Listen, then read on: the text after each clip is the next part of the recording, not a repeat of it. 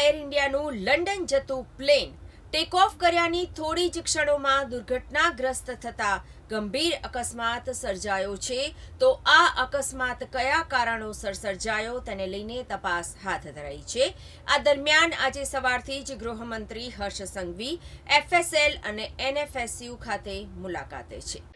Ahmedabad plane crash દુર્ઘટનાથી આખો દેશ સ્તબ્ધ છે. એર ઇન્ડિયાનું વિમાન ક્રેશ થવાના ગંભીર અકસ્માતમાં એક સાથે 200 થી વધુ લોકોના મોત થતા મોટી કરુણાંતિકા બનવા પામી છે. આ ગોઝારી દુર્ઘટનામાં અનેક લોકો હજુ પણ ગુમ છે અને મૃતકોને શહેરની હોસ્પિટલમાં લઈ જવાયા છે, જ્યાં મૃતદેહની ઓળખ માટે DNA પરીક્ષણ કરવાની પ્રક્રિયા હાથ ધરાઈ છે. ગઈકાલે 8 પરિવારને મૃતકની ઓળખ બાદ મૃતદેહ સોંપાયો હતો. એર ઇન્ડિયાનું લંડન જતું પ્લેન ટેક ઓફ કર્યાની થોડી જ ક્ષણમાં દુર્ઘટનાગ્રસ્ત થતા કયા કારણોસર આ ગંભીર અકસ્માત બનવા પામ્યો તેને લઈને તપાસ હાથ ધરવામાં આવી છે. આ દરમિયાન ગૃહમંત્રી હર્ષ સંઘવી આજે સવારે FSL અને NFSU ખાતે મુલાકાતે છે, જ્યાં તેઓ DNA પરીક્ષણ પ્રક્રિયા અંગે રિવ્યુ કરશે.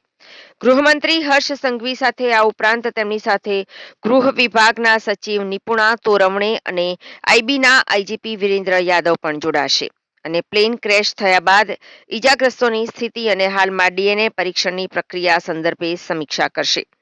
DNA પરીક્ષણ બાદ આજે મૃતકોના પરિવારને મૃતદેહ સોંપવામાં આવશે. उच्च अधिकारियों के साथ फॉरेंसिक साइंस लेबोरेटरी में अभी एक बैठक का आयोजन किया गया था, जिसमें खास तौर पे